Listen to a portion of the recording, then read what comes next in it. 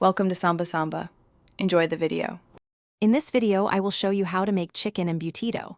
First, let's gather our essential ingredients.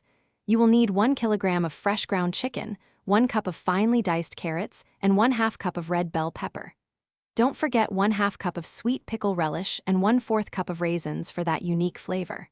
Finally, prepare 2 large eggs, 1/2 cup of breadcrumbs, and 1/4 cup of grated cheese to bind everything perfectly. Now that you have all your ingredients ready, it's time to mix them.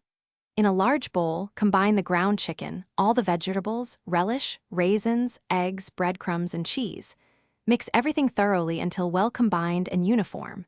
Next, prepare your aluminum foil or banana leaves on a clean surface.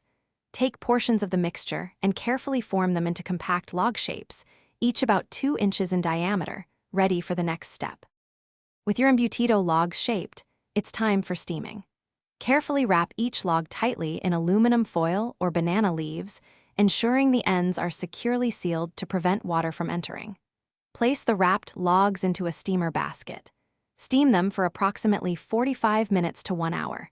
It is crucial to ensure the internal temperature reaches 165 degrees Fahrenheit for proper cooking and safety. After steaming, the most important step is to let your chicken embutido cool completely.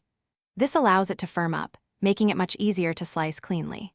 For best results, consider chilling the embutido in the refrigerator for at least 2 hours.